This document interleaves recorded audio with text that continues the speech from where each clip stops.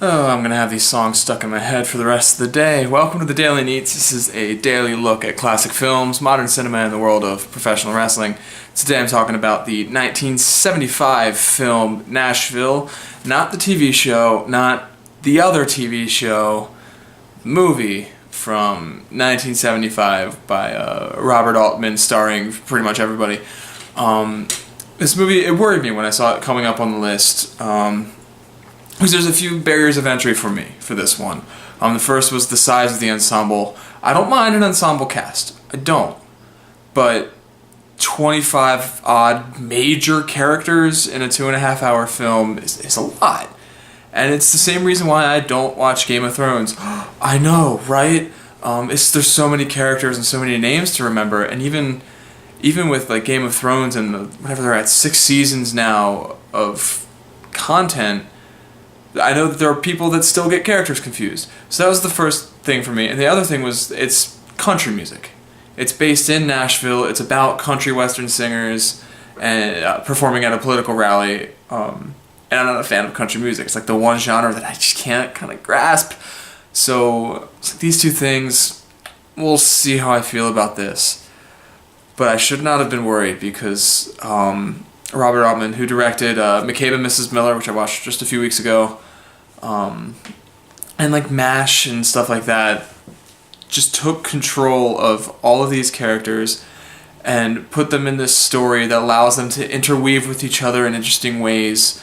And he also like developed these characters so deeply. It actually reminded me less of Game of Thrones and more of The Simpsons, where you'll have a character come on, like let's say for example Apu, and he comes on and he's the one note guy who runs the Quickie Mart. He's like just it's that one-dimensional character.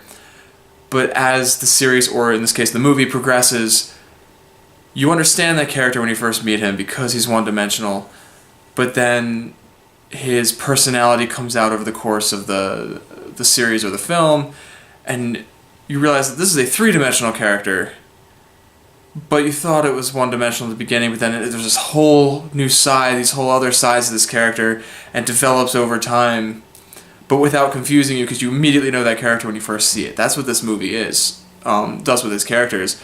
Like some of the singers, you think, oh, that's the country western singer who always wears white. I get it. But then as it progresses, you meet his wife and their history with the Kennedys, and that's why he doesn't want to do political stuff, but he cares about this other singer, so he'll do the rally this time because she's doing the rally. And it's really, really well done. And it's not difficult at all to keep all the characters in check, and some of them are incredibly charming and memorable. Winifred, who sings at the end, I had no idea what her purpose was throughout the whole film.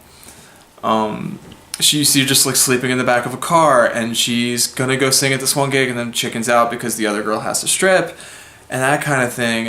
And then at the very end, when all hell breaks loose, she gets the microphone and she sings, and it's like the most powerful moment in the film. Brought me to tears. It's just gorgeous, gorgeous scene. This crowd of people who just saw their idol, their hometown hero, get shot. Spoilers, sorry. Gather around this woman and this song, and this choir comes out singing "It Don't Worry Me," because they're all united against this political assassin, this threat. Him as well, Kenny. He's always carrying that violin case around, and I thought his finale would be similar to Winifred's, in that he'd open it up and there's this violin and he plays for the first time, and everyone's like awestruck by how great this kid from wherever is. But no, in that violin case is a gun, and he pulls the trigger. Like I didn't even think about that as an option until about 3 minutes before he pulls the trigger, and it's just wonderful development. And these characters only have a few minutes of screen time each, but you remember them. And even the so-called main characters, Barbara Jean, I guess would be a main character. You get all this insight onto her and her relationship with her husband and her music, and even through her music you get that insight on her history and her family life. And it's a longer movie and there's a lot of music in it, but it doesn't detract from the movie at all. It doesn't feel like other movies I've seen where it's like, oh, this next 5 minutes is basically just a music video. But it's like they're singing the songs, and you see them sing the whole song, but in their face they're telling the story still, and the story is continuing in the crowds and with little looks and stuff to the music. It's very, very, very good movie. Highly, highly recommend. Really, really enjoyed this one. I actually purchased it today because I couldn't get it via rental or through my library in time, and I'm glad I purchased it because I will watch it again. This is a very solid documentary style movie, and fitting for today too, with the political rallies and what's been going on at Trump rallies, and felt kind of like the grassroots effort coming from Bernie Sanders, and it still speaks today, even, however many years later, 36 years later. So 40 years later, 41 years later, I can do math. So yeah, check it out. Wonderful film. That's all I got to say about Nashville. Tomorrow, I'm watching the film Network, which I've been meaning to watch for a while now, and so I will. But that's tomorrow. Until then, like, share, and subscribe. Follow me on Twitter at Daily Neitz. Leave a comment in the comment section below.